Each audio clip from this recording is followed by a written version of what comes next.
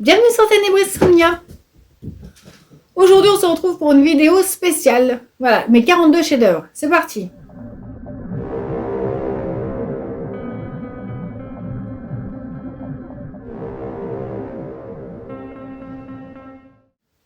Je vous explique. J'ai vu ça déjà sur la chaîne de l'Ado Vintage. J'ai trouvé cette idée très fort sympathique.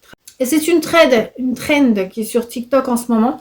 Alors, il y en a qui le font en réel. Voilà, ça va aller vite. Je vais vous expliquer. Hein. Là, vous comprenez rien. Et moi, j'ai décidé d'en faire une vidéo. J'ai trouvé ça sympa quand l'Ado Vintage l'a fait. C'est vraiment une vidéo assez nostalgique. Toujours sympa. Alors, pourquoi? Alors, mes 42 chefs-d'œuvre. Ma vie en médias, tout ce que vous voulez. Je ne sais pas comment s'appelle cette trend. Si vous savez le nom, dites-le moi, s'il vous plaît. Eh bien, tout simplement, je vais vous dire les œuvres qui m'ont marqué, mais pas simplement de littérature. Et vous verrez, il n'y en a pas beaucoup. Parce que, vous le savez, je ne lisais pas quand j'étais petite. Donc, les œuvres qui m'ont marqué, que ce soit donc littérature, film, médias, en général, l'art, hein, que ce soit musique, jeux vidéo, peinture, tout ce que vous voulez. Voilà. Et pourquoi 42? Parce que j'ai 42 ans. Voilà, c'est le jeu. Si vous avez 36 ans, vous faites 36 chefs-d'œuvre et qui vous ont marqué. Et si vous avez 15 ans, vous en faites 15. Ce qui est beaucoup plus simple. Donc, j'ai essayé de caler 42 trucs. C'est pas le fait de les caler dans le sens... parce qu'il y en a beaucoup plus, en fait. Donc, j'ai mis vraiment, je pense, le plus pertinent. Donc, ça va des années 80 aux années 2020. Et bien, c'est parti. Parce que ça va être... j'y vais. Je vais actionner le truc. On va commencer par une émission télé de Téléchat. Voilà, j'ai 3 ans, je découvre ça à la télé. Tous les enfants des années 80 découvrent ça à la télé. C'est une émission assez chelou avec des marionnettes très bizarres, très bizarres. Après, on s'étonne que notre génération est un peu... Mais vu à quoi on a été élevé, c'est un peu normal. Hein, c'est un peu normal. Ensuite, je découvre Ulysse 31, le premier manga. Vraiment la découverte de manga. Je vois des bonhommes bleus sur l'écran. Dans la galaxie, avec des sons, vous savez, les vaisseaux, etc. Nous, on ne voyait pas ça, c'était la première fois. Et donc, c'est le premier manga que j'ai vu, Ulysse 31. Ensuite, moi, vous le savez, j'aime beaucoup... je vous en ai parlé dans un... C'est pas pour rien que j'ai ça hein, dans ma palle, parce que... Enfin, dans ma palle, mais c'est une relecture. J'adore La Belle au Bois dormant depuis toute petite, donc j'en viens. Hein, La Belle au Bois dormant, j'aimais beaucoup. Contrairement à Cendrillon ou Blanche-Neige, je trouvais qu'elle avait un visage très anguleux. Très anguleux. Donc, moins poupon, moins enfantin, moins princesse, finalement, je la trouvais très dark. Déjà, La Belle au Bois dormant, je la trouvais très gothique. Très, très gothique. Je délire pas, hein. Même là-dedans, Sarah Pinborough, la seule fille gothique, c'est Aurore. C'est Aurore. Donc, dans ma chambre, j'avais le poster de La Belle au Bois dormant et j'avais à côté, j'avais Bruce Lee. Quand j'étais petite, j'avais un crush sur Bruce Lee. Hein. J'avais 5-6 ans. On regardait ça en famille, ça passait à la télé. Hein. Les films de Bruce Lee, j'étais à fond. J'ai vu Freddy aussi. C'était à l'époque, Freddy. J'ai dû voir, j'avais 6 ans, pareil. Rien de tel pour construire un gamin sur son équilibre mental. Rien de plus. Le slogan de Freddy, quand même. C'est ne vous endormez pas, sinon il va venir dans vos cauchemars. Hein. Donc, voilà. Allez, je vous en ai déjà parlé, d'Astérix et Cléopâtre, le dessin animé, je le connais par cœur, hein, c'est pareil, Les Voix d'Anubis, c'est pas pour rien que je le lis aujourd'hui, hein, dernière lecture, là, que j'ai lu récemment. J'aime l'Égypte depuis ce dessin animé, voilà. Peter Elliot et le dragon, dites-moi si vous vous souvenez de ce truc. Je suis sûre que je le regarderai aujourd'hui, je trouverais ça nul, c'est une amitié entre un gamin et un dragon. Alors, le gamin, c'est en film et le dragon, il est en dessin animé. Voilà, mais il me laisse un souvenir particulier. Pas vraiment quelque chose de concret, mais une sensation très singulière à ce film du Walt Disney. Hein. C'est le film d'animation moitié, comme Roger Rabbit. Je suis revenue de l'espace, je vous l'ai dit.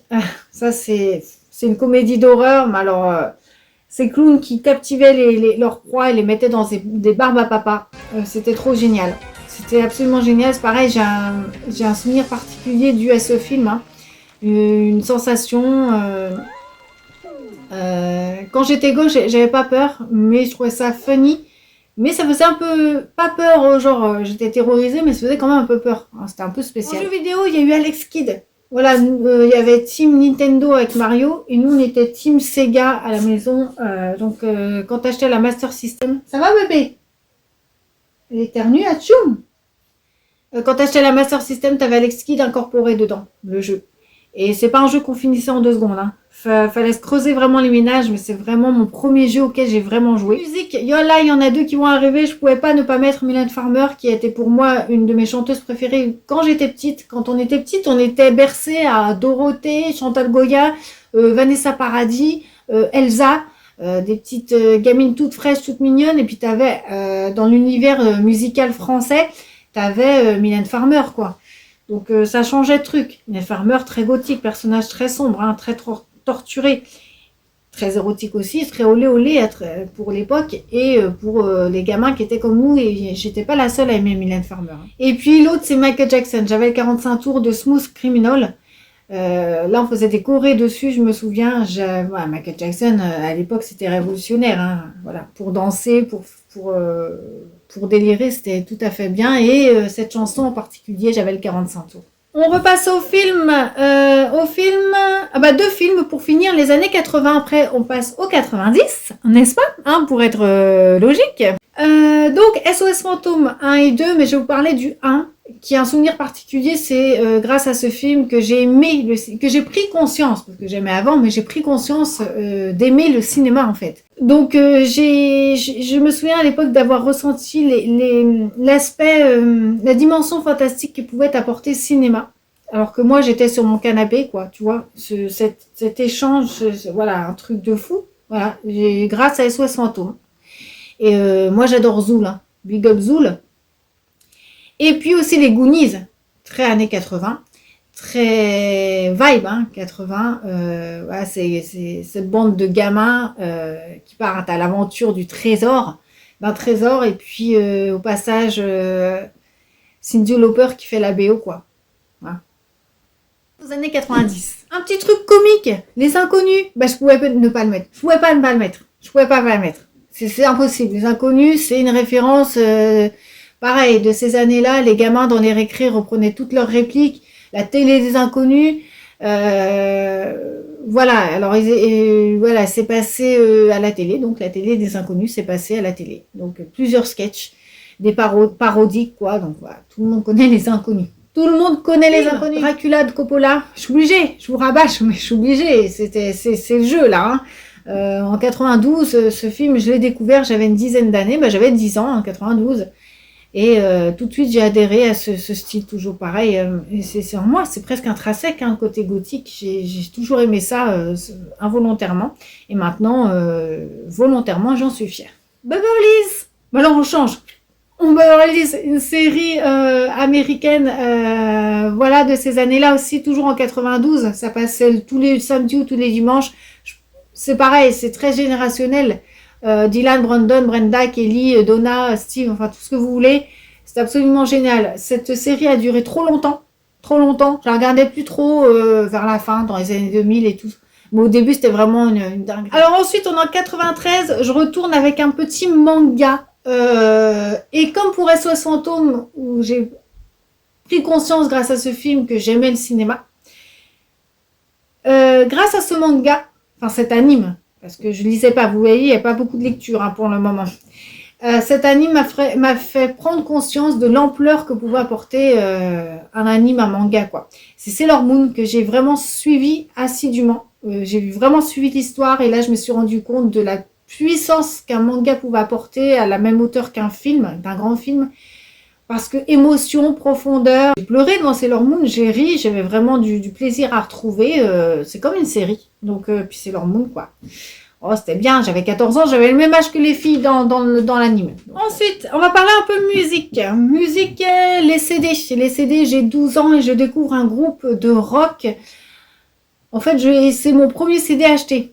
Enfin, avec l'argent, c'est pas mon premier CD acheté, moi, j'avais 12 ans. Mais le premier CD que j'ai voulu acheter, que j'ai choisi, c'était Zombie de The Cranberries. Voilà, c'était absolument génial. Alors, petit aparté, cette vidéo, j'aimerais la faire, je l'avais déjà tournée. J'avais déjà tourné avec plein d'extraits. À chaque fois, je vous mettais des extraits, des films et des musiques, pareil. Pour que ce soit un peu plus funny et pour vous montrer, voilà, pour que ce soit bien. Moi, c'est trop bien de faire ça. mais la vidéo a été bloquée par YouTube. Donc là, c'est pour ça que j'enchaîne et je vous mettrai que des inserts. Je vous mettrai pas d'extrait de musique, pas d'extrait de film. Ça va être tout pourri. Merci YouTube. Continuons dans cette joie et cette bonne humeur. Ensuite, toujours en musique, je découvre le groupe Nirvana avec Smell Like Teen Spirit grâce à ma cousine qui l'avait reçu à Noël, je connaissais pas. C'est l'arrivée du grunge, hein. Et puis Kurt Cobain, merci Kurt Cobain.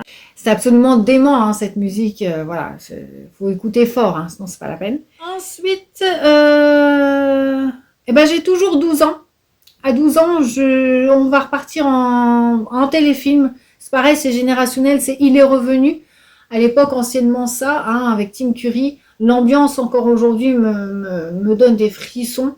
Ce clown tellement coloré, sympathique, limite solaire, mais tellement cruel, c'est ça qui me fait flipper en fait. L'ambiance de ce film, voilà, il m'a traumatisé, clairement, je suis obligée de le mettre dans cette sélection, il m'a tellement traumatisé, il m'a fait lire le livre, ça. Et c'est grâce à ça que j'ai lu ça, que j'ai lu du King. Mais à l'époque, il est là, ça. J'avais ces éditions-là. À l'époque, comme je ne savais pas lire, dans le sens, je ne savais pas le plaisir de lire, je ne connaissais pas. Faut savoir lire aussi, il faut savoir se mettre dans, se dire, si je lis, je me pose et je me mets dans l'immersion du livre. Moi, je ne savais pas, c'était là. Il est où le clown? Il est où le clown? Je voulais le passage avec le clown. Bah, ce que vous savez, hein, ça, c'est pas ça. C'est pas un livre d'action. Le clown, il apparaît pas beaucoup, donc je l'ai abandonné. Voilà. J'ai dû lire le premier tome et j'ai pas dû lire les deux autres et ça m'a même pas marqué parce que moi, quand il n'y avait pas de clown, je lisais en diagonale, c'est nul, ça fait pas peur. Mais, quand même, ça m'a mis un pied dans... J'ai jamais oublié. Mais l'ambiance, c'est l'ambiance du téléfilm, là. Ça m'a toujours poursuivi. Ah, ensuite, dessin animé. Mais alors, dessin animé pour adultes, c'est-à-dire les Simpsons. Arrivent les Simpsons. Dessin animé satirique venant d'Amérique. Il y en a d'autres, après, ils vont arriver, vous allez voir, qu'ils ont diffusé plus tard, des années plus tard. Mais les premiers, c'était les Simpsons, hein, voilà, premier du genre. Et rien ne détrônera les Simpsons. Pour moi, c'est tellement phénoménal. Phénoménal. J'adore Tahiti Bob, Maggie et le moqueur Nelson. Je crois que c'est Nelson qui fait haha. On repasse un petit peu niveau film. 96, j'ai 4. J'ai dit non. Ben non, tout à l'heure je vous ai dit en 93, j'ai 14 ans. N'importe quoi. Sailor Moon, c'est pas en 93 en fait, c'est en 96. Je mélange tout. Donc aussi, petite parenthèse, là, vous allez voir que vous allez me dire, bah, elle parle de ce film, il n'est pas sorti en cette année-là. C'est moi où je les ai découverts. Hein. Voilà, c'est le principe du truc. C'est pas, hein, je précise parce que bon, c'est vrai qu'il y a des trucs que je vais avoir découverts plus tard qui sont sortis. Vous allez voir après. Donc là, j'ai 96, j'ai 14 ans. Je découvre Sailor Moon. Hein. Voilà, je vais pas revenir dessus. Mais aussi, je découvre ce fameux film, c'est pareil, générationnel, qu'on s'attendait pas du tout. On s'attendait pas du tout. J'ai ma copine qui m'appelle, me dit, tu veux aller voir un film d'horreur cet après-midi, ça s'appelle comment? Elle me fait c'est Scream. Scream. Bah, aujourd'hui, je le présente plus. Nouvelle vague de films horrifiques enfin de slasher pour adolescents. Merci Wes Craven. Et je me souviens, à l'époque, il était interdit au moins de 16 ans au cinéma. On en avait 14, on est passé. On ne demandait pas les cartes, on s'en foutait complètement. Et on a découvert un truc de fou, quoi.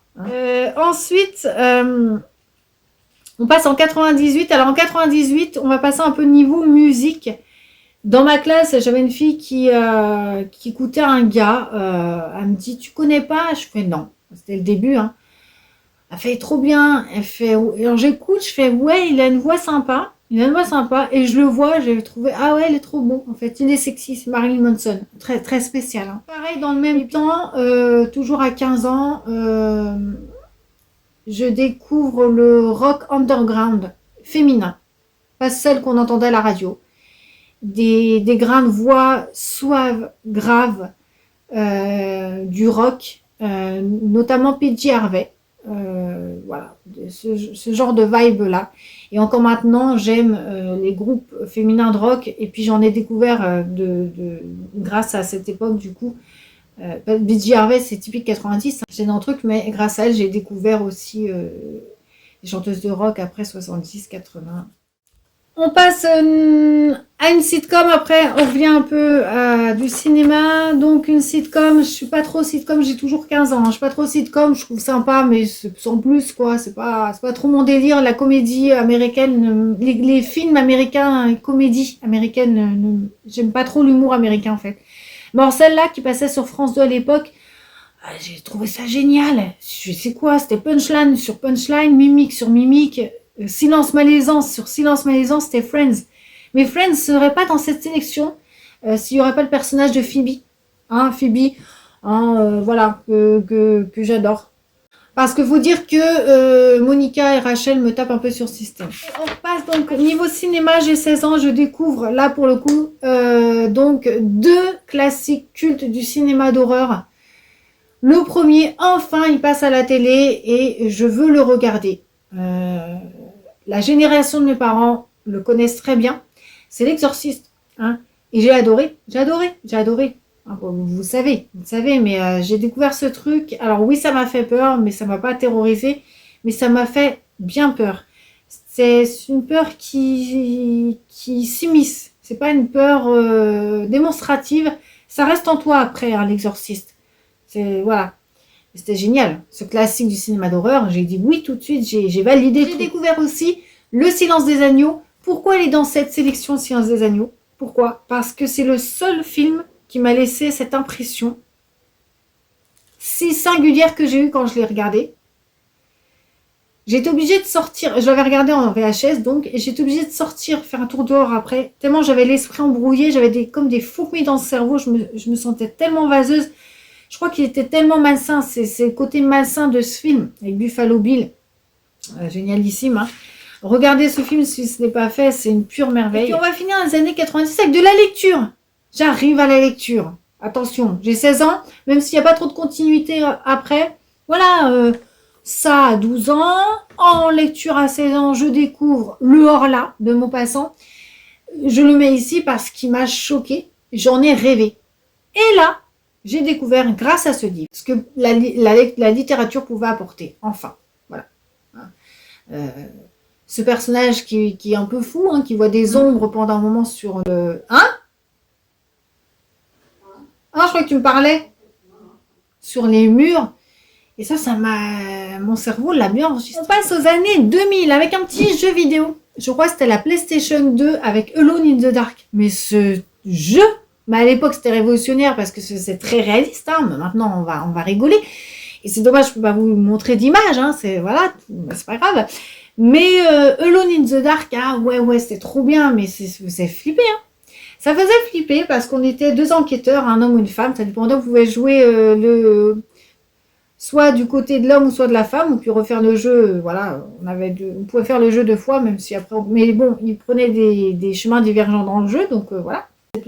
Plutôt intéressant, c'était interactif, hein, mais ça faisait flipper parce que ils allaient enquêter dans un manoir, enfin des endroits chelous, il y avait des monstres. Et si les monstres, t'avais pas de lampe torche, que tu trouves, ben ils t'attaquaient quoi. Ils avaient peur de la lumière les monstres, donc dès que t'allumais ta lampe torche, ça allait. Mais le son de ce jeu, fallait être attentif, c'était le son moi qui me choquait à chaque fois, qui m'est resté. De cette ambiance, t'entendais les monstres arriver, oh là là, tu sais, t'étais tranquille, t'enquêtais et tout, et d'un seul coup, t'entendais des pas au loin qui se rapprochaient de plus en plus, tu fais merde, j'ai pas de lampe torche, je vais faire comment? Trop angoissant jeu, j'ai adoré. Ensuite, je vous parlais des Simpsons, donc qui est arrivé dans début 2000, il me semble, en tout début 2000, des dessins animés de cette veine-là, South Park, complètement trash et déjanté, beaucoup plus que les Simpsons. Là, c'est vraiment un univers de tarés. Oh mon Dieu, ils ont tué Kenny. Et si vous voyez, alors, si pour vous donner, alors il y a un épisode, tous les épisodes sont fabuleux, mais l'épisode vous tapez Cartman, le Silicon Carnet de Cartman, tu parles de cannibalisme un petit peu, digne d'un Silence des Agneaux. Allez. Et puis il y a aussi Daria, c'est un personnage Daria très cynique, très sarcastique, voilà, qui a un regard différent sur le monde hein, que les autres, et moi je m'identifiais beaucoup par rapport à elle. à elle, du coup. Contrairement par exemple à sa sœur qui aimait le maquillage, les côtés superficiels, etc. Et Daria, pas du tout. Pas du tout. Ensuite, j'ai vu le Joker, le Dark Knight. Je vous parlais du Joker et non pas de Batman. Joker, il m'a impressionné parce que les Batman, ça restait dans le truc du cinéma fantastique et du côté un peu cartoon du truc, même si c'était excellent. Mais là, c'est vraiment tourné ce film comme un thriller, c'était une nouveauté pour moi. Enfin pour moi et pour tout le monde. Hein. Et j'ai vraiment ressenti, j'ai vraiment aimé adhérer à ça. Et ce Joker, c'est la première fois qu'il lui donnait une âme. On le voyait comme un psychopathe et pas un cartoon méchant. Ouais, c'était beaucoup plus profond que ça. Les réflexions du Joker sur les gens, etc. Et puis on voyait vraiment ses problèmes psychologiques et ça faisait réel. Donc j'ai vraiment aimé ce personnage du Joker, cette dimension qu'ils lui ont apporté, finalement, qui lui ont donné une âme. Ils donnaient une âme enfin à un méchant, au méchant des Ensuite, films. Je découvre 2 autres films, mais là, alors, le premier sort en 2008, il me semble, hein, j'ai suivi la bonne chronologie là, j'ai découvert en son temps, c'était Mesrine avec Vincent Cassel, le biopic hein, de Jacques Mérine. Normalement, on ne dit pas Mesrine. Il est en 2 films, il fait un film de 3 heures, hein, ça se suit. T'as L'Instinct de mort et L'ennemi public numéro 1 ensuite. Je regardais ce film en boucle. Vincent Cassel, il est remarquable.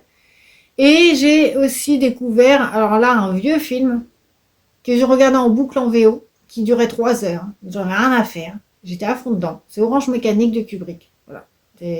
Ce film est angoissant. Déjà, l'opening scène est angoissante. Hein. Gros plan sur Alex Delarge, le personnage, qui fixe la caméra avec son maquillage, voilà, qui boit son petit lait. Kubrick, big up. Allez, on passe aux années 2010. Ça réduit, il y en a 5. Alors, un petit crush. J'ai une trentaine d'années, mais j'ai un crush sur un personnage de manga. De Hunter x Hunter, c'est Hisoka. Ouais, c'est un personnage méchant. Méchant, mais vous avez mon amour pour les clowns terrifiants. Hein, je vous en ai parlé dernièrement dans mon dernier vlog avec les voix d'Anubis. Ça. Et là, Hisoka, c'est un clown tellement cruel, beau, très sexy. Personnage très important du dessin animé, un tueur. Avec ses cartes, il manie les cartes comme jamais. Et j'aime vraiment sa personnalité. Son personnage est tellement intéressant. J'ai un crush sur Hisoka encore maintenant. Un film, Gros Zéro. Un film japonais. Celui-là, je ne pouvais pas ne pas le mettre. C'est pareil, il m'a procuré tellement d'émotions. Dommage que je ne peux pas encore vous mettre les extraits. Parce qu'il y a une scène où t'as une meuf qui chante une balade, et t'as des mecs qui se battent au ralenti sur cette musique. J'ai adoré. Ils se battent au ralenti avec du sang qui gigle. Alors, Gros Zéro, pour ceux qui ne connaissent pas, c'est des jeunes qui sont abandonnés à eux-mêmes et qui se battent toute la journée. Ils savent faire que ça. Et moi, j'avais adoré le perso principal aussi, Genji. Hein. Et j'adore ce film. Pareil, je pourrais le mater en boucle. Et en boucle. Autre série, une petite série là, Skins. Oh, Effie et Cook, surtout la saison 2, des petits junkies là, anglais. Ça, c'est trop bien. Tu t'attaches, leur déboire et leur... c'était trop bien. Si vous n'avez pas vu Skins, regardez-le. La saison 3, elle est pourrie, mais la saison 1 et 2, j'adore. On revient un peu lecture. Bah oui, Sleepers de Lorenzo Carcatera, que j'ai découvert par hasard en vacances, parce que j'avais pas d'autre choix que de lire, il n'y avait rien à faire. Et donc ça a été une claque monumentale, ce livre m'a mise en colère et m'a bouleversée. Sleepers, je suis attachée à ces pauvres gamins, qui ont subi plein de trucs, et puis qui se vengent en tant qu'adultes. Alors Sleepers, je ne sais plus trop ce que ça veut dire, ça a une signification, hein. Ça veut dire les tueurs qui rôdent dans la ville, dans l'ombre, mais ça a aussi une autre signification. Bon. Moi, c'est tiré d'une histoire vraie. Cette histoire, vous le savez, je l'aime, je l'aime. On refait un peu de comédie. Après, on passe aux années 2020. Ce sera bientôt terminé. Coco Voite. Si vous ne connaissez pas Coco Voite, allez voir Coco Voite. Hein. Ils sont sur YouTube. Ils passaient à la télé en 2016. Hein. Voilà, je les ai découverts là. C'est des petits sketchs de 2 à 5 minutes. Donc, ils ont repris le système du Blablacar, vous savez, de covoiturage. Et puis, il y a une caméra fixe devant eux. Puis, c'est des personnages qui font pendant leur voyage, qui parlent. Puis, ça donne des sketchs, voilà, des sketchs de fous. Mais si vous aimez l'humour qui fait réfléchir, regardez Coco Voite. Parce que Coco Voite, c'est... alors, première lecture, c'est drôle. Les personnages sont très drôles. Il y a des persos récurrents, voilà. Ils ont une galerie de personnages énorme. Il y en a beaucoup. Mais c'est un humour grinçant et tu ris jaune, mais t'adores ça. Ils parlent de racisme, de sexisme, ça c'est pour les plus gros trucs. Il y a des tueries aussi, hein, il y a du sang. Mais il y a des trucs qui vont loin dans des sketchs. Mais tout ça sous l'apparence, voilà, avec des personnages déguisés, etc. On parle aussi de la vie quotidienne, hein, on parle de tout. Coco Voite, j'adore ce genre d'humour. Hein. Bah, l'année 2020, j'ai pareil, lecture, Le Parfum de Susskind. Il est obligé d'être là parce que là, j'ai compris qu'avec Le Parfum, on pouvait lire des romans. En fait, moi, à l'époque, je lisais que des thrillers.